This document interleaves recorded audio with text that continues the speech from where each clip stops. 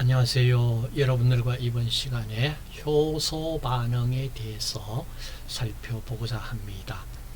효소를 영어로 엔자임이라고 해요. 엔자임 리액션, 그리고 반응 속도론을 케미칼 카이네틱스 혹은 키네틱스라고 부르는 용어를 씁니다. 엔자임 리액션에 대한 케미칼 키네틱스입니다.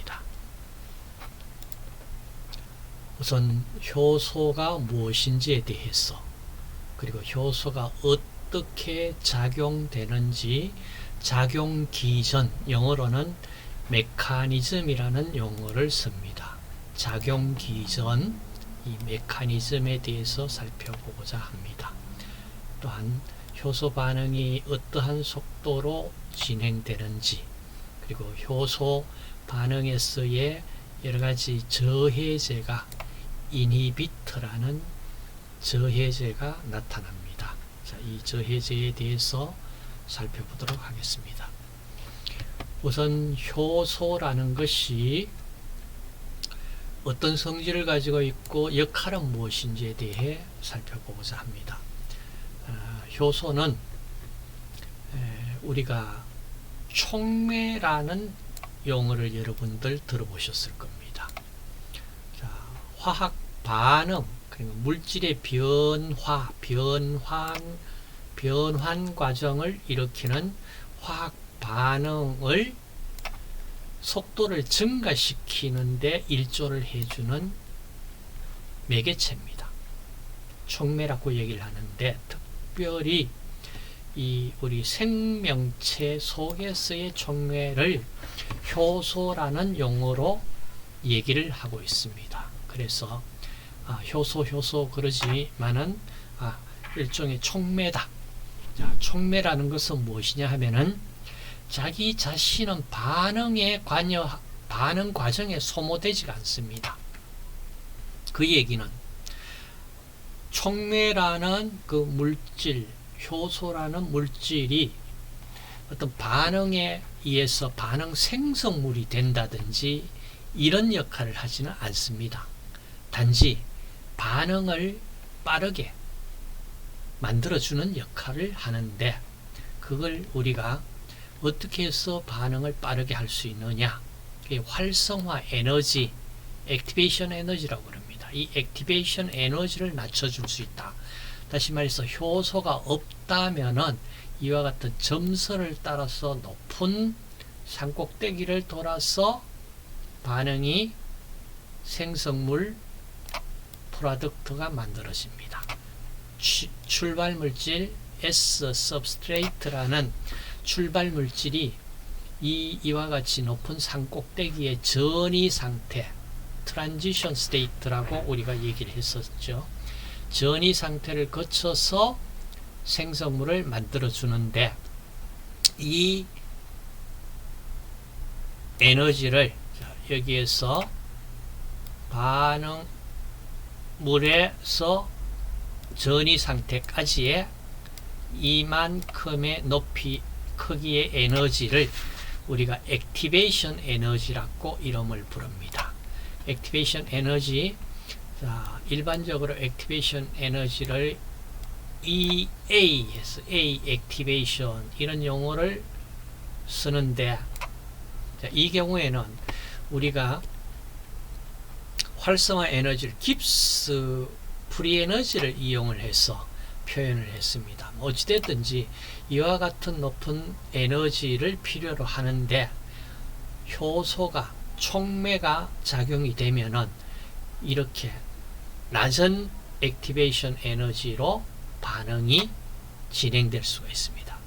활성화, 이 액티베이션 활성화 에너지를 이렇게 낮추어주는 역할을 하는 것이 효소가 하는 역할입니다. 제가 비유를 이렇게 얘기를 한 적이 있을 겁니다.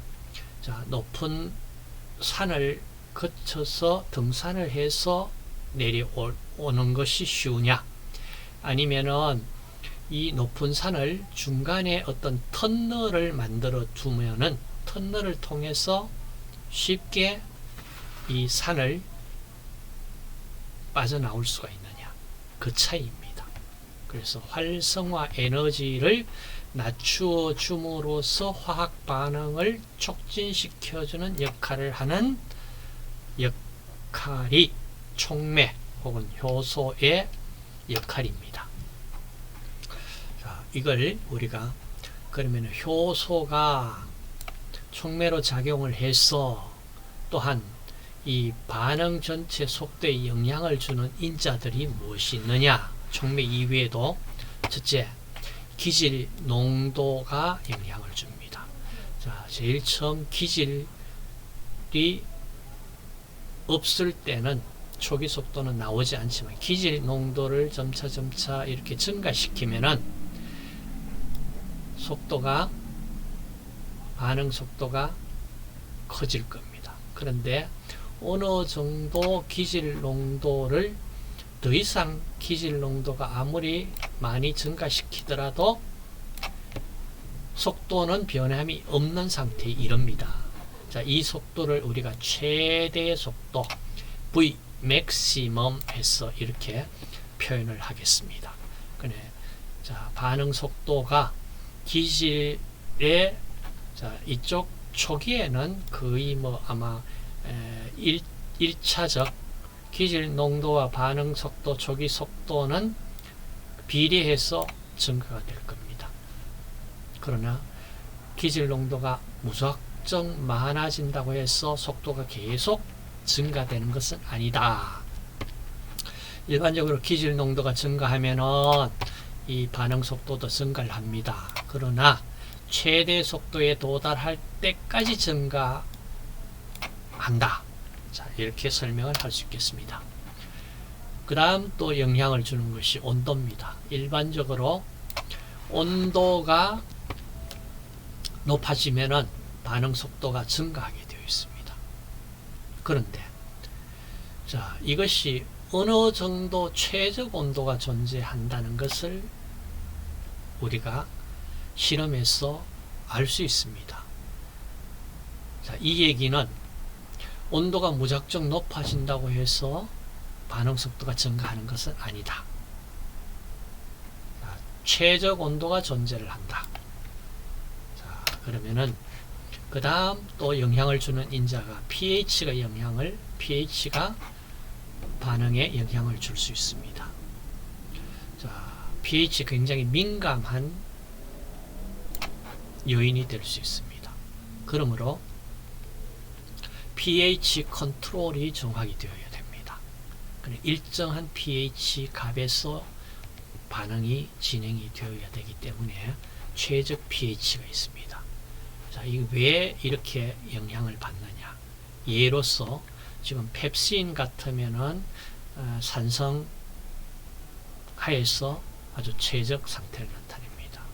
아밀라제 같은 타액은 중성 영역이고요. 인산분해 효소는 알카리성 영역에서 최적 상태가 됩니다. 자, 이걸 그러니까 효소별로 pH가 아주 최적의 pH가 존재한다. 그 다음 효소 자체만으로 모든 것이 효소 역할을 할 수 있는 것은 아닙니다. 자, 만약에 효소 이외에 다른 보조인자들이 필요한 경우가 많습니다. 예로서 금속이온들입니다. 그리고 다음 장에 또 나올 조효소가 필요합니다. 자, 이 부분이 보조인자로 작용하는 금속이온들, 지금 보시면 우리 몸에 필요로 하는 무기물질들입니다. 특히 자, 철 2가 3가 상태가 어디에 시토크롬 산화효소 속에 금속이온, 이 철이온이 존재해야만 이와 같은 효소가 역할을 할 수가 있습니다. 그 다음에 카타라제, 과산화 효소, 구리 이온이 시토크롬 산화효소에 필요합니다. 아연 탄산 무수화 효소에 알코올 탈수소 효소, 알코올 분해 효소에 아연이 역할을 해줘야만 효소가 정상 작동이 된다는 얘기입니다. 그 다음 또 중요한 것이 마그네슘 보십시오. 헥소키나제, 글루코스 6인산 가인산 분해 효소, 피루브산 키나제. 자, 이게 우리가 해당 과정에서 바로 마그네슘 필요합니다. 그다음 망간, 아르기닌 분해 효소나 리보 뉴크레오타이드 환원 효소에 필요합니다. 포타슘, 피루브산 키나제에 필요합니다. 니켈 요소 분해 효소에 필요합니다. 모리브덴, 질산 환원 효소, 그 다음 세레늄, 그루타치온, 과산화 효소에 필요합니다. 자, 이와 같이 금속 이온이 없으면 효소가 작동이 안 됩니다. 그 다음 조효소가 필요합니다. 효소가 효소 단독으로 만이 아니고 이와 같이 조효소, 그리고 보조효소, 조효소, 그 다음 금속 이온들이 함께 있어야만 효소의 역할을 할 수가 있기 때문에 굉장히 중요한 부분입니다. 자, 조효소로서 티아민 피로인산 TPP라고 약자를 얘기를 합니다. 티아민 피로포스페이트. 자, 이건 알데하이드기를 갖다가 전이시켜주는 역할을 하는 효소입니다. 효소의 조효소로 역할을 합니다. 또 탈카복실화 효소, 탈카복실화 반응에 필요한 조효소인데 이름에서 티아민 피로포스페이트, 티아민, 바이타민 B1인 티아민이 필요하다는 얘기입니다. 그 다음 또 중요한 피리독살 포스페이트, PLP, 이 아미노기를 전이시켜주는 반응입니다. 아미노기 전이 반응에 피리독신 바이타민이 필요로 합니다. 그래서 조효소의 이름 속에 바이타민이 필요하다는 게 나와 있습니다.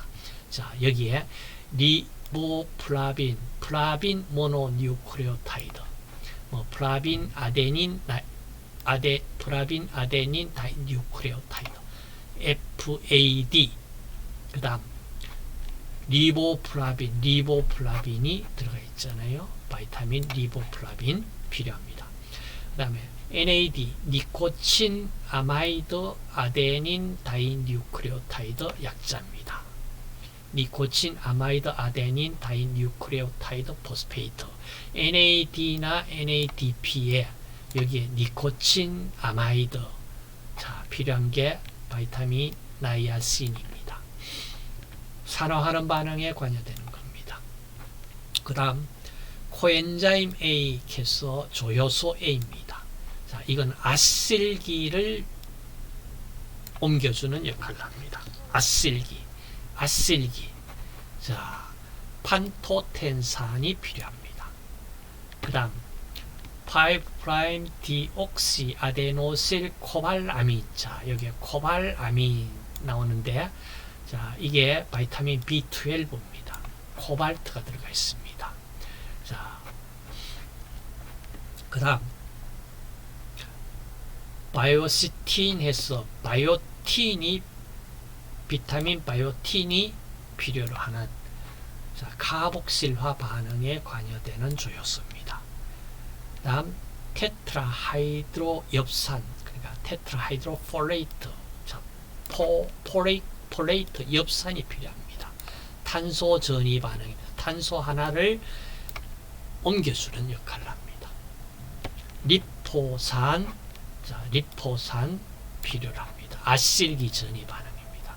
자, 아실기 조효소 A, 리포산, 판토텐산 필요합니다.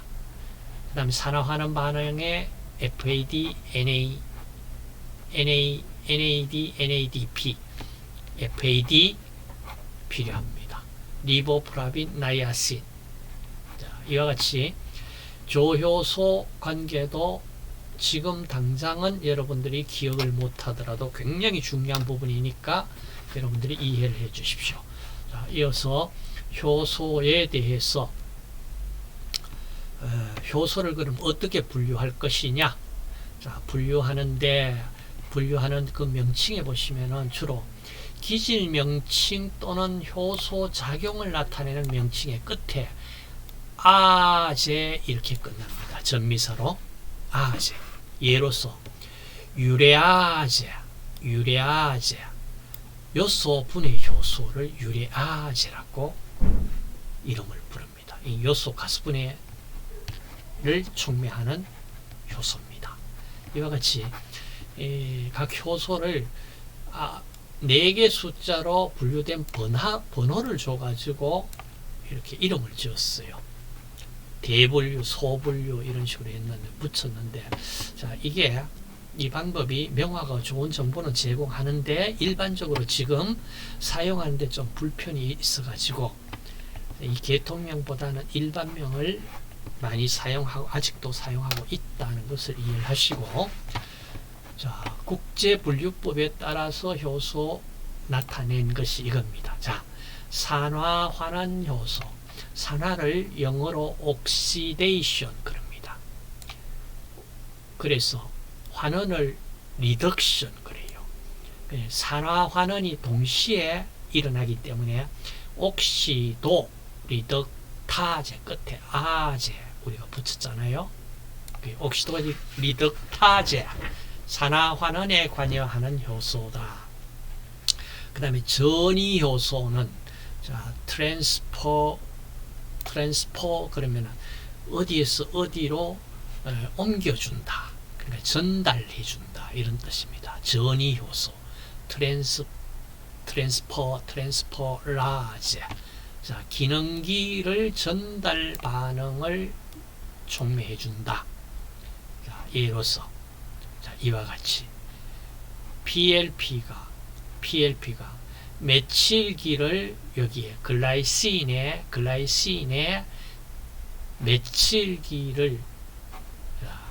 메칠기하고 그 다음 알코올기 뭐 이렇게 해서 자, 전달을 해 줌으로써 이와 같은 무엇으로 전달을 해서 넘겨주는 반응.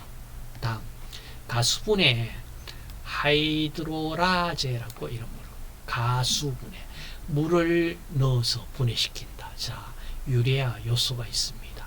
요소에 물을 넣어 가지고 이산화탄소와 암모니아로 분해를 시키는 자, 이 가수분해 반응을 촉매해주는 가수분해 요소.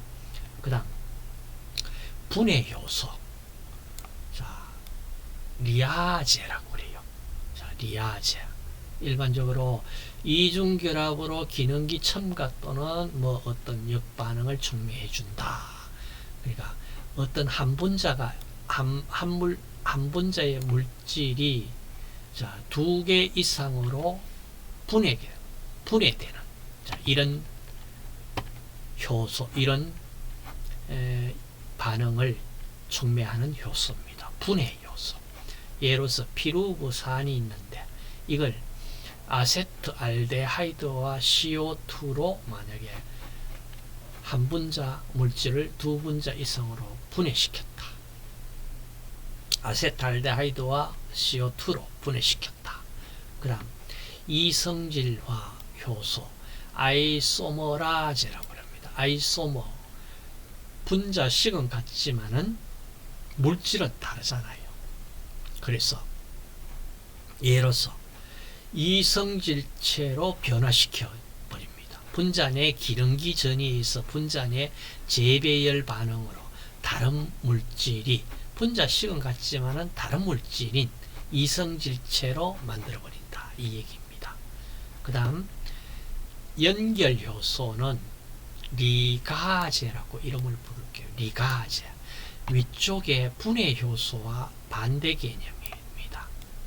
자, 연결 효소는 2분자의 물질을 한 분자, 2분자 이상의 물질을 한 분자 물질로 그러니까 합성을 하는 얘기입니다. 자, 이와 같이 피루브산에 이산화탄소와 물 분자를 반응을 시켜서 옥살로 아세트산 OAA라고 하는 OAA 옥살로 아세트산을 연결해서 합성했다는 얘기입니다. 여기는 뭐 분명히 합성을 위해서는 또 에너지가 필요합니다. 그래서 ATP 에너지가 필요했고요. 바이오틴이 이 CO2를 이 탄소를 연결시켜주는 역할을 하기 때문에 또 필요했습니다. 자, 이와 같이 리가제 연결효소, 자, 이렇게 표현을 하겠습니다.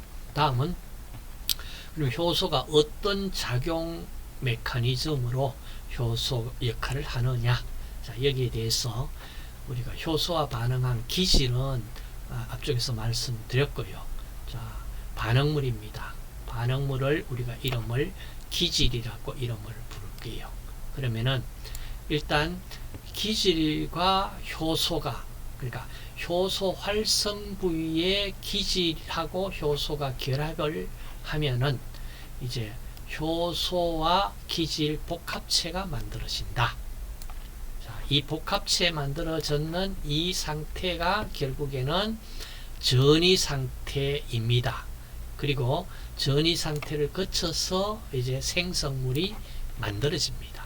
그 만들어질 때, 자, 효소 기질이 결합을 하는데 어떤 형태로 결합할 것이냐. 여기에 크게 지금 두 가지 모델을 제시를 하고 있습니다. 첫째는 자물쇠 열쇠 모델입니다. 자, 효소가 이와 같은 모양의 이와 같은 효소가 있다면은 여기에 맞는 딱 활성 부위, 효소의 활성 부위에 딱 맞는 기질만이 이와 같이 효소 기질 복합체를 만들어서 생성물을 만들 것이다. 이것이 자물쇠 열쇠 모델이고요. 자, 자물쇠 열쇠 모델은 자물쇠와 열쇠가 딱 맞아야만 반응이 진행이 됩니다. 그런데 어떠한 효소는 몇 가지 기질에 동시에 효소의 역할을 하는 경우가 있습니다.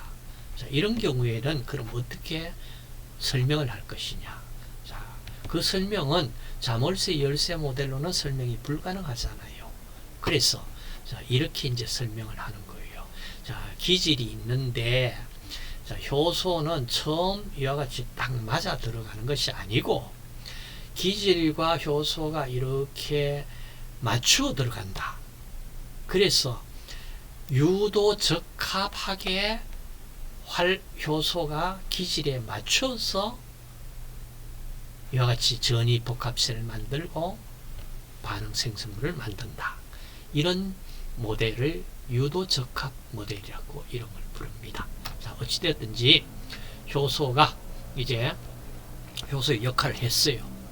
그러면은 이 반응을 반응 속도론적으로 어떻게 우리가 표현을 할까? 자, 이제 만약에 AB라는 기질이 출발물입니다. 생성물 프로덕트를 만들어낼 때 이때 효소가 관여되어 있습니다.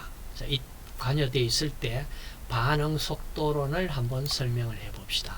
자, 반응 속도론이라는 것은 결국에는 반응 속도 V는 단위 시간당, 자, 반응물은 시간이 흐르면 흐를수록 줄어들 것이고 소멸될 것이고 프로덕트 생성물은 생성될 거예요. 그래서 시간의 흐름으로써 반응물 A와 B가 소멸되는 속도와 생성물 프로덕트가 생성되는 속도는 바로 이것이 같고 반응 속도 V로 나타낼 수가 있다 얘기입니다.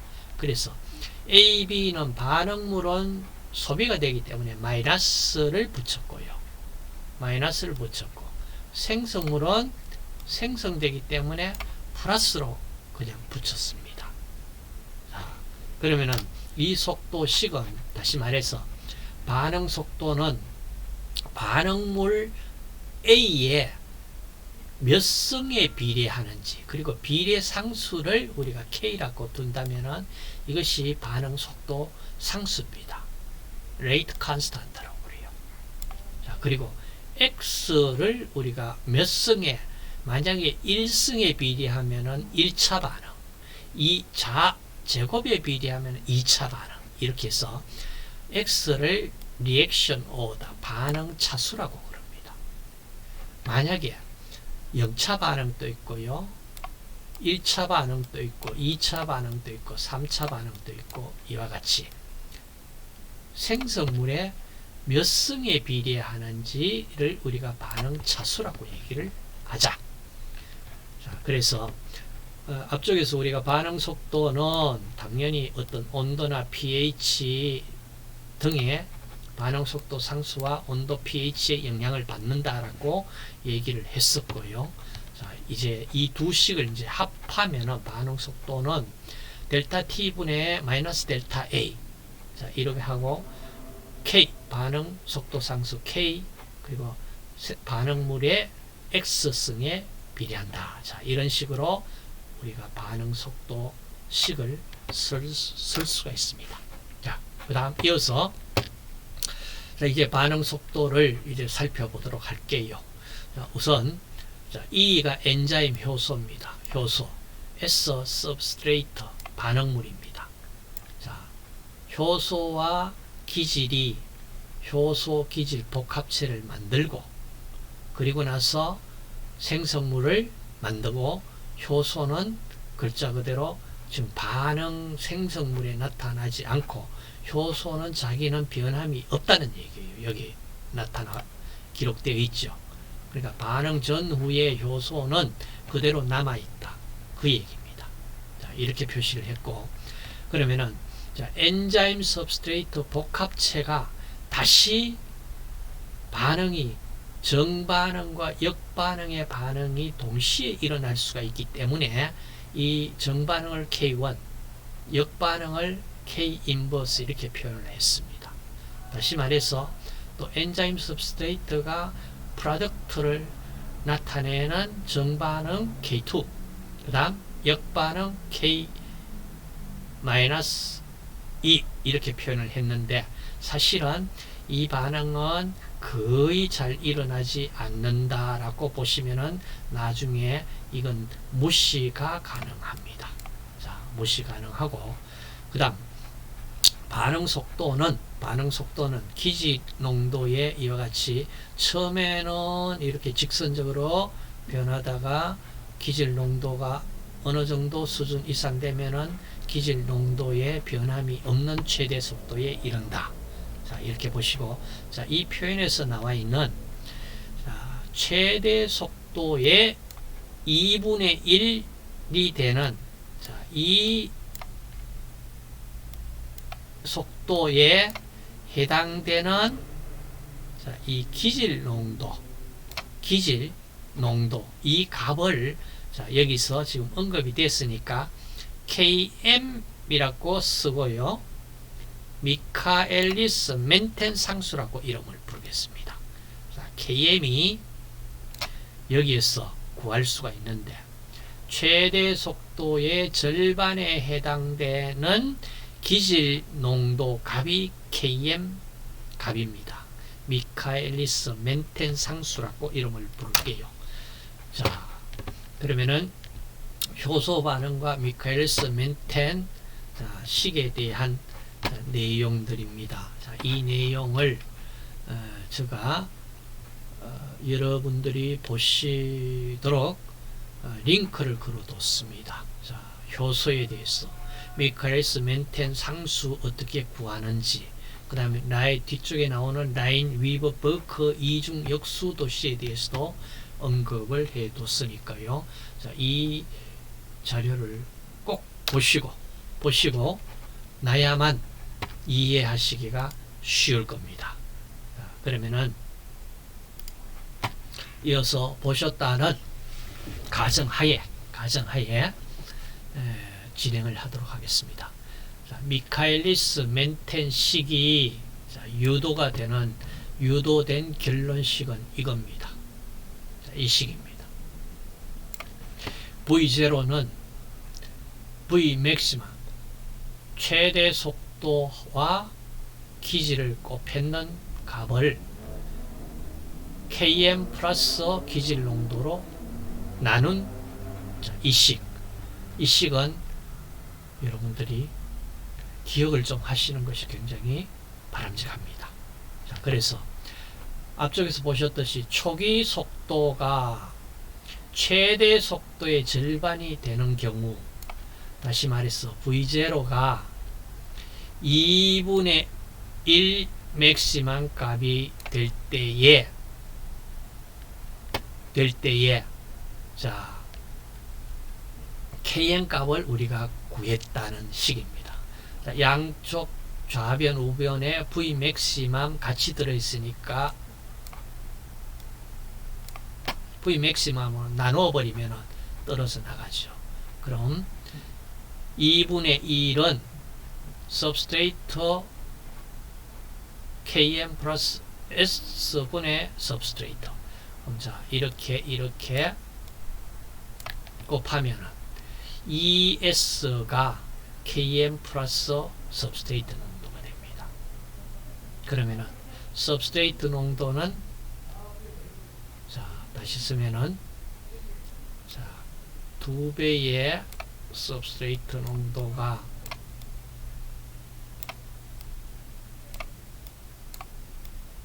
Km 플러스 substrate 농도다. 마우스로 쓴다는 것이 쉽지가 않아요. 그죠? 자, 그럼 이 substrate를 좌측으로 옮기면은, 자, 이게 넘어가면은 마이너스, 그리고 마이너스 substrate 농도 되면은 ES에서 마이너스 substrate, 그리고 S substrate 농도는 다시 말해서 Km 값이 해당됩니다. KM입니다.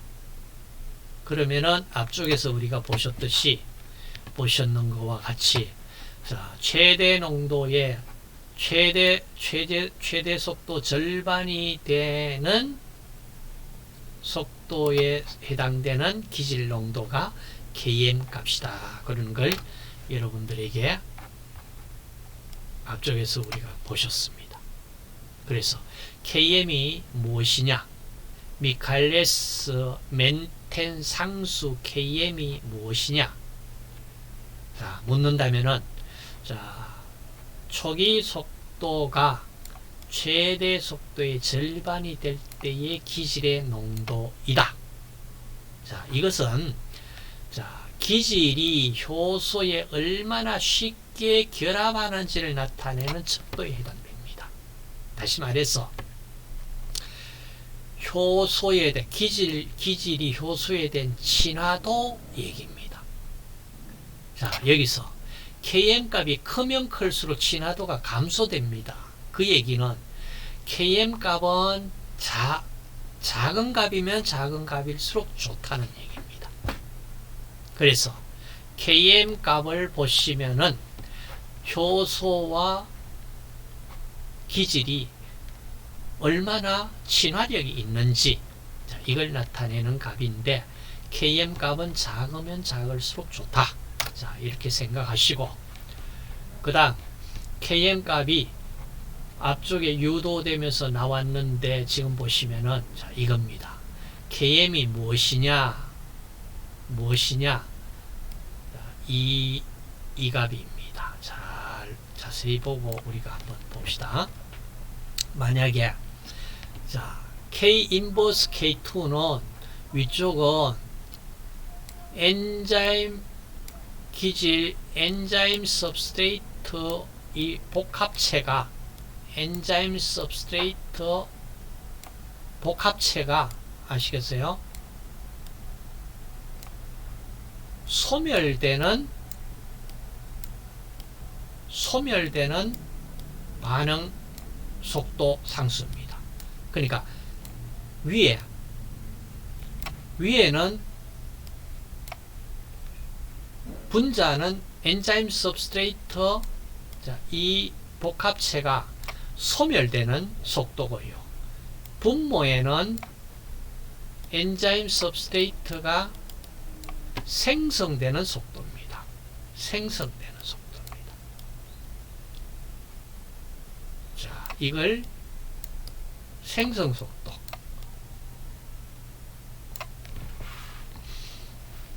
자, Km 값이 작으면 작을수록 좋다 얘기를 했는데, 작다는 얘기는 이 Km 값이 작아지려면은 분모가 작든지 분자가 크면 됩니다.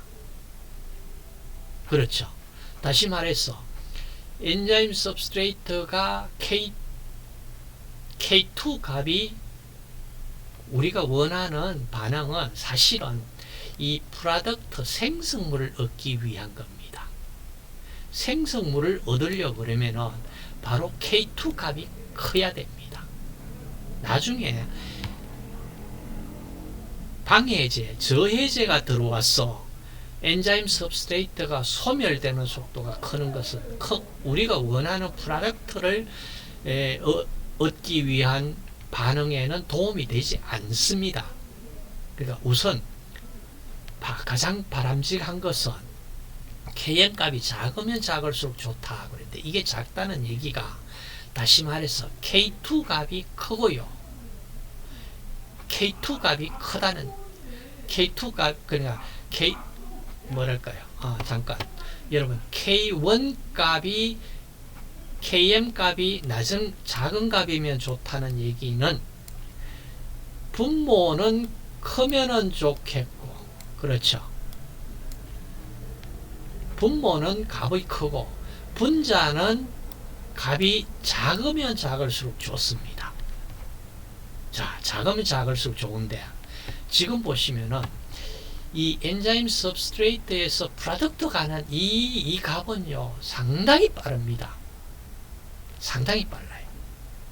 그러면은 이 값을 갖다가 우리가 줄인다 그러는 거는 사실 큰 의미가 없어요. 그렇게 쉽지가 않습니다. 그럼 이 값을 줄이려고 그러면 K 인버스 이것이 역반응으로 돌아가는 이 값은 거의 없는 0에 가까우면 가까울수록 좋다는 얘기고요.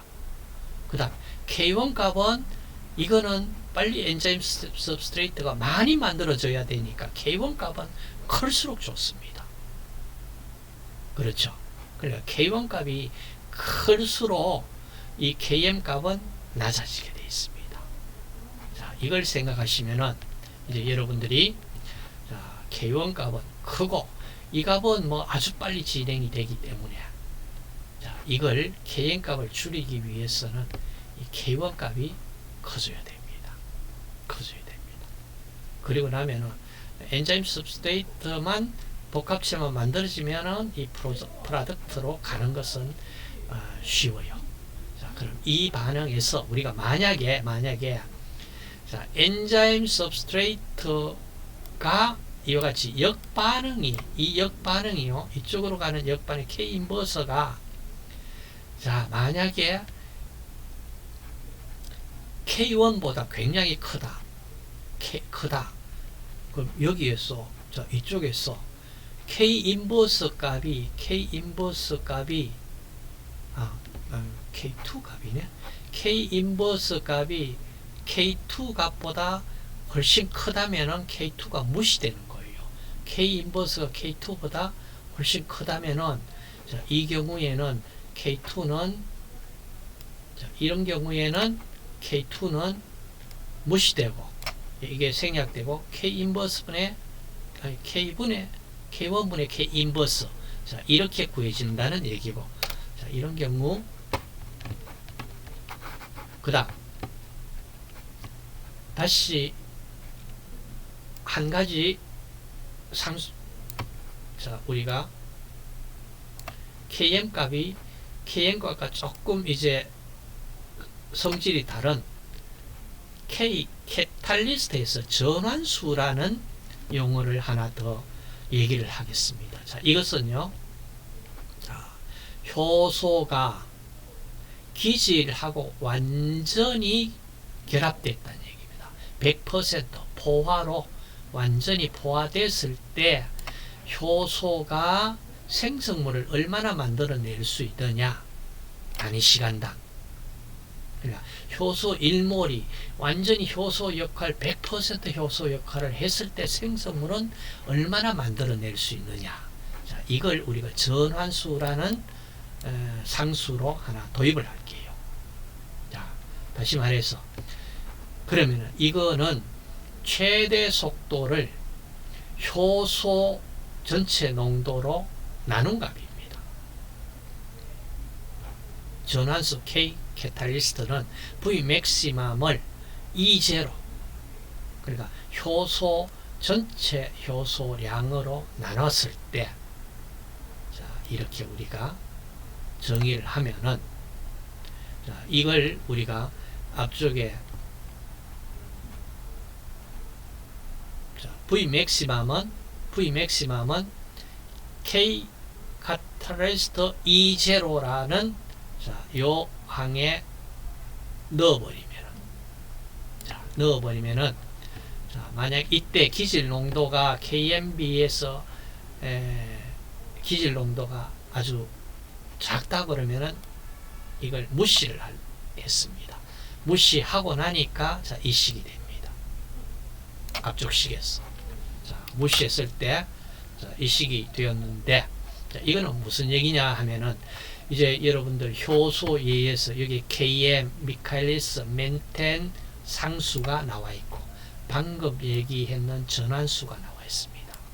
그러면은 자, 최대 속도는 K 캐탈리스트 나누기 KM 값인데 자, 이 값이 대개 보면은 이제 최대 속도입니다. 자, 이 최대 속도는 거의 일정하게 10의 7승 내지 8승으로 거의 대부분 반응이 거의 일정합니다. 그러면은 여기 보시면은 KM 값은 작으면 작을수록 좋다 얘기를 했고 그 다음 K 캐탈리스트 값은 자, 이런 값으로 구해집니다. 각각 반응해서. 그러니까 KM 값만 가지고 설명하기는 조금 부족한 점이 있어서 전환수까지 고려를 해서 보시면은 자, 각각의 효소들이 예로서 아세틸콜린 에스테라제입니다. 에스테르 가수분해 효소입니다. 아세틸콜린의 기질이 아세틸콜린이고요. KM 값은 9.5 곱하기 10의 마이너스 5성 몰. 자, K 캐탈리스트 값은 이가. 그리고 자, 이렇게 각 효소별로 실험에서 실험에 구한 값들이 나와 있으니까 한번 보시면 되겠습니다. 자, 이어서 효소의 반응에 대해서 설명을 하겠습니다. 자, 앞쪽에서 우리가 자, 라인 위브 버크식을 우리가 보셨는데 자, 이 식이 자, 라인 위버 버크식을 더블 레시프로칼 프로트 그랬어요. 자, 이거는 앞쪽에서 우리가 V0는 KM 플러스 substrate 분의 V 맥시멈 substrate 했는 것에 역수를 취했습니다. 자, 역수를 취해 가지고 이렇게 표현을 했는데 다시 말해서 자, 이거 그 다음 기질 농도 분의 1 역수 자, X축으로 기질 농도 분의 1 자, 이걸 X축으로 둔다면은 자, 이것을 Y축으로 뒀다 하면은 Y는 자, AX 플러스 만약에 B라고 우리가 1차 방정식을 쓸 수가 있잖아요. 그러면 A가 기울기입니다. 기울기가 KM V 맥시멈 분의 KM 값입니다. 이것이 기울기입니다. 기울기고 그 다음 Y 절편이 자, V 맥시멈 분의 1입니다. Y 절편입니다. B가 이와 같이 도식을 하면은 여기에서 y 절편과 요 기울기로서 기울기 똑같은 자, 이 비례 삼각형입니다. 자, 이 비례 삼각형이에요. 자, 이렇게 했을 때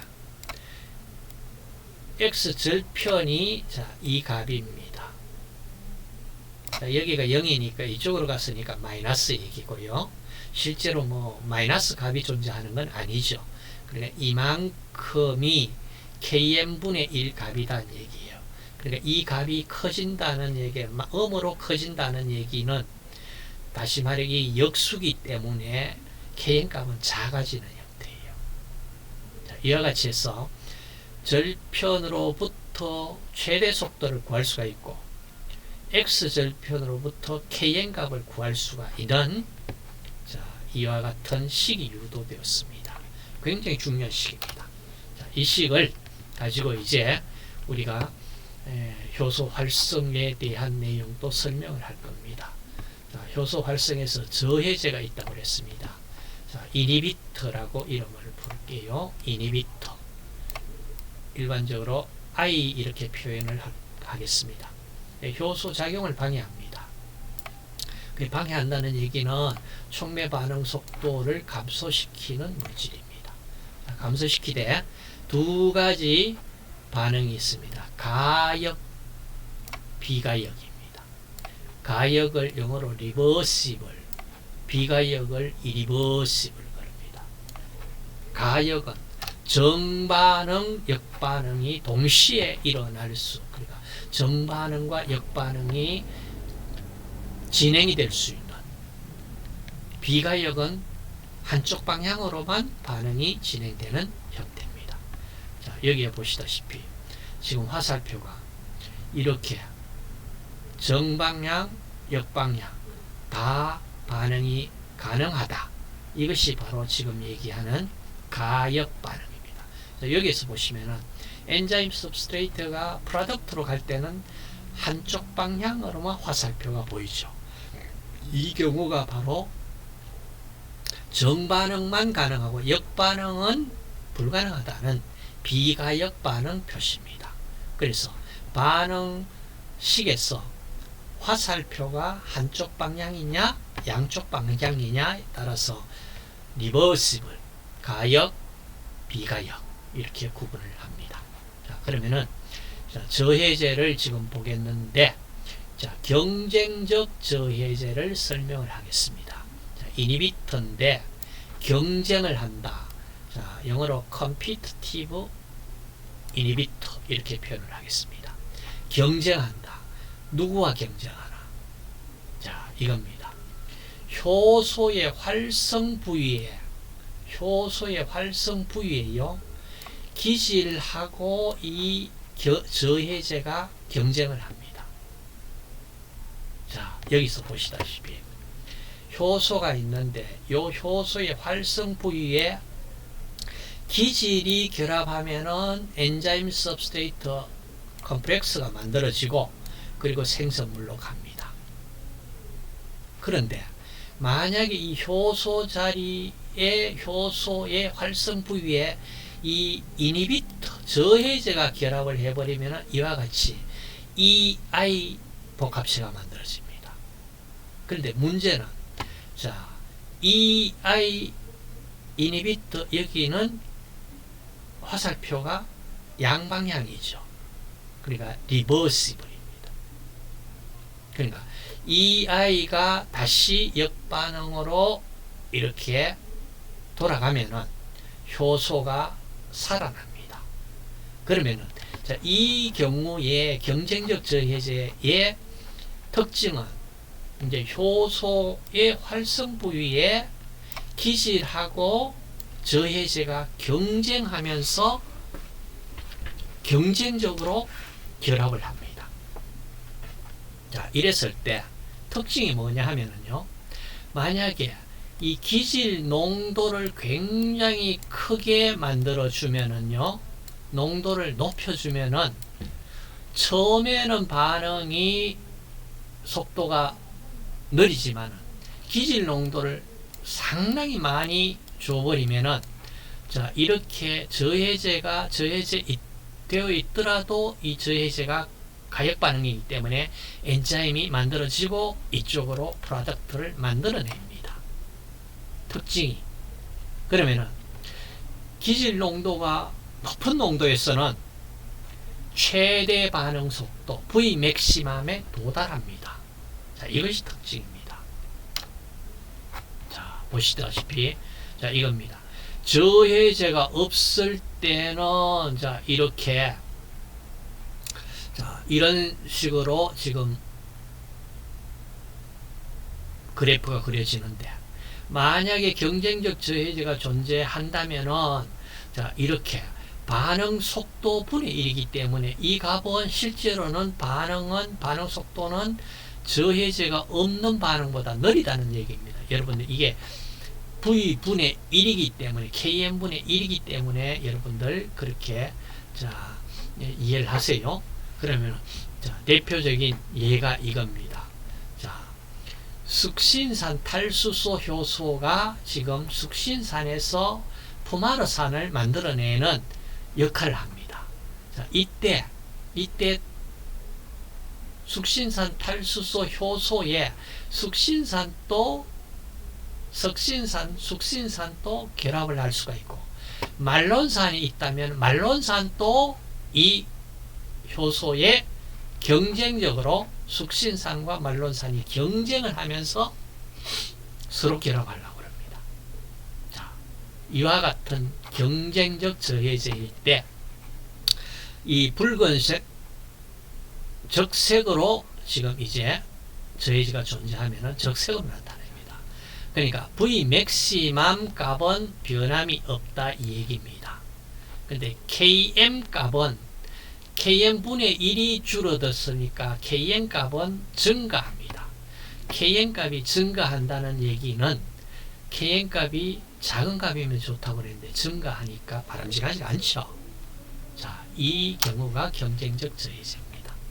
그 다음 비경쟁적 저해제가 있습니다.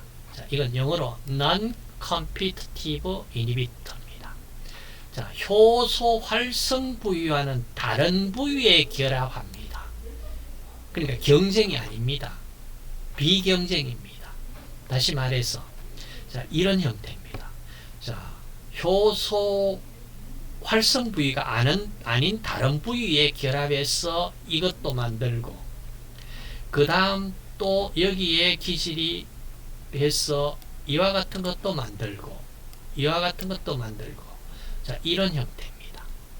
엔자임 서브스트레이트 컴플렉스도 또 만들고, 그러니까 활성 부위와는 다른 부위에 결합을 해서 만들어 내는 경우입니다. 그러니까 자, 이 경우에는 비경쟁적 저해제의 경우에는 효소 활성 부위와 다른 부위에 결합을 하기 때문에 KM 값에는 변함이 없다 얘기입니다. KM 값은 이와 같이 자, 저해제가 존재하지 않을 때는 자, 이 검정색 저해제가 존재한다면은 이와 같이 비경쟁적 저해제가 존재했을 때는 V 맥시멈은 변화가 있다. 그러니까 최대 속도는 떨어지고요.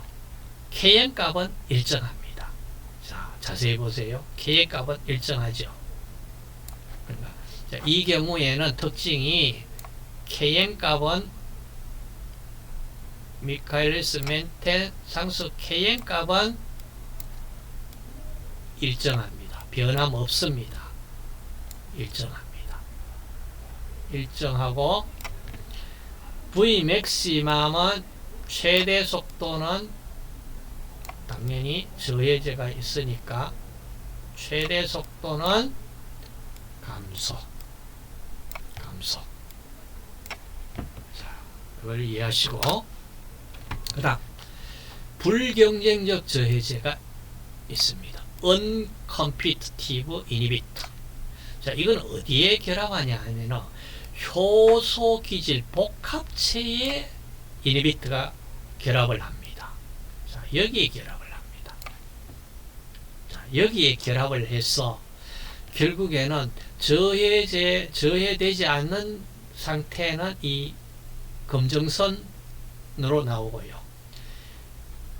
불경쟁적 저해제가 존재하면 이와 같이 적색선으로 나옵니다. 자, 그러면 여기는 두 개가 KMV 맥시멈이 다 변화가 일어납니다. 다 변화가 일어나요. 그럼 어떻게 변화가 일어납니까? 자, KMV 맥시멈은 이게 올라갔으니까 역수니까 V 맥시멈은 최대 속도와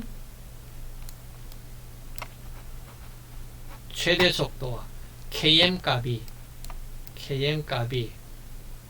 최대 속도와 km 값이 모두 어떻게 돼요? 줄어듭니다. 모두 줄어들어요. 감소합니다. 자, 그런데 왜 km 값이 여기서는 작아졌다라고 km 값이 작아졌으니까 좋겠네요. 실제로는 좋은 거는 값만 작아졌다 뿐이지 좋은 거는 없습니다. 왜냐하면 이 프로덕트를 우리가 얻어야 되는데 이 프로덕트가 얻어지지 않고 사이드로 빠져버렸잖아요. 그렇죠?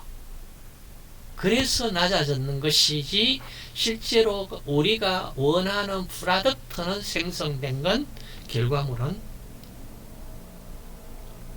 없습니다. 줄어듭니다. 일단은 km 값은 이와 같이 엔자임 सब스트레이트가 소멸되는 값이 크기 때문에 자, km 값이 보시면은 K1분의 K 인버스 K2 플러스 K 인버스였잖아요. 그죠? K 인버스 결국에는 이 값이 K 인버스 그러니까 이것이 소멸되는 속도가 이 소멸되는 속도가 이것이 생성되는 속도보다 우리가 원하는 쪽은 아니고 원하지 않는 사이드로 이것이 소멸되는 속도가 커져서 결국에는 이 값이 영향을 받아서 나오는 결과입니다. 비가역 저해제였어요. 앞쪽은 가역이었습니다. 여기는 비가역입니다. 자, 비가역의 대표적인 것이 이와 같이 효소 활성 부위에 아주 매우 안정한 결합을 만들어 버립니다. 예로서 세린의 이 효소의 이 세린 부위에 이 DIPF라는 이 물질이 결합이 된다면은 이 HF가 제거되면서 결합이 아주 강한 결합이 여기에 산소가 미스가 되어 있네. 이 물질이 만들어지면서 아주 강한 결합이 형성되어 버립니다. 그러니까 이렇게 가역 반응이 역반응이 일어나지 못하니까 비가역 저해제가 되는 거예요. 그 다음 나오는 것이 그럼 효소 활성의 이 조절 작용을 가지고 있는 내용을 우리가 이해를 해야 됩니다. 자, 우리 생체 내 대사 경로에 그러니까 아주 많은 효소가 순차적으로 협력해서 촉매 반응을 일으킵니다. 그래서 어떠한 반응에서든지 적어도 가장 느린 반응이 존재할 거예요. 가장 느린 반응을 우리가 속도 조절 단계에서 rate determinating step에서 속도 조절 단계가 있습니다. 그러니까 한 반응은 최소한 한 반응 이상 한 반응은 가장 느린 반응이 존재합니다. 이 속도 조절 단계를 이제 촉매해 가지고 이 속도 조절 단계가 사실은 전체 반응 속도를 조절하는 역할을 하게 됩니다. 이때 그 다음 또 다른 자리 입체성 조절이라는 내용이 나오는데, 자, 이게 뭐냐 하면은 효소는 굉장히 크고 복잡한 구조를 가지고 있습니다. 근데 대개 보면은요, 활성 부위 외에도요, 조절 인자가 결합하기 위한 조절 부위를 가지고 있습니다. 한 개 이상 일반적으로. 그러면은 효소 활성 부위는 아니지만은 그 조절 부위가 존재하는데, 그 조절 부위에 의해 가지고 그 반응이 조절을 받습니다. 그 다음 또 되먹임 저해라는 피드백 이니비션이라는 용어가 나오는데, 최종 산물이 일반적으로 한 반응이 끝나고 그 다음 반응이 연속해서 일어날 때, 그 최종 산물은 그 다음 단계 반응의 첫 번째 반응물에 해당됩니다. 그러면은 만약에 최종 산물이 너무나 많이 만들어져 있다 이랬을 때, 자, 그 반응, 이 최종 산물이요, 그 앞쪽에 어떤 반응을, 그 앞쪽의 반응을 조절을 할 수 있는 역할을 해주는 경우, 이 경우를 우리가 최종 산물 저해 작용해서 되먹임 저해라고 이름을 부릅니다. 자, 이 경우는 당연히 우리가 일반적으로 그렇게 되지 않으면은 상당히 큰 문제를 일으킬 수 있는 내용이기 때문에 여러분들 이해가 될 거예요. 자, 이 예로서 나온 반응들은 앞으로 아주 자주 볼 수 있는 기회가 있을 겁니다. 다음으로 조절을 할 수 있는 효소 활성 조절 작용으로 일반적으로 그 효소의 스위치 역할을 할 수 있는, 자, 이런 조절 가능한 메커니즘이 있습니다. 자, 효소가 공유 결합을 있는데 그걸 변형시켜서 효소 활성 조절이 가능하다. 대개 일반적인 경우에는, 자, 이와 같이 보십시오. 위쪽에 이것이 세린의 부분에 있고요, 글라이코겐 가인산 분해 효소입니다. 자, 이런 경우에 글라이코겐 가인산 분해 효소가 효소로 작동을 하려 그러면은 글라이코겐 가인산 분해 효소 작동을 하려 그러면은 ATP에서 인산화가 일어나야 됩니다. 자, 인산화가 되어야만 활성형으로 효소의 역할을 할 수가 있습니다. 그러면은 인산화 시켜 가지고 효소 역할을 하고 나서, 자, 인산화에 탈인산화를 시켜버리면은 이와 같이 불활성형으로 가버립니다. 다시 말해서 스위치 온오프 시킬 수 있는 이와 같은 조절 스위치가 존재한다 이 얘기입니다. 자, 이와 같이 아주 조절이 가능하다. 그 다음 또 조절 가능한 경우가, 예로서 이 불활성형 전구체가 이제 활성형으로 만들어질 때, 그때 주로 어떤 가수분해가 되면은 활성이 살아나고, 가수분해 안 됐을 때는 효소 역할을 못하는 어떤 전구체 역할 상태로 되어 있는 이와 같은 메커니즘으로 조절을 하는 경우입니다. 예로서 지모겐이라고 해서 효소 불활성형 전구체 있는데, 이걸 공유결합을 절단해서 가수분해 시켜서 활성화로 만들어주는 이런 경우입니다. 예로서 췌장에서 만들어지는 카이모트립시노겐, 자, 이게 소장에서 특정 펩타이드 결합이 절단돼야만 활성화가 되는 얘기입니다.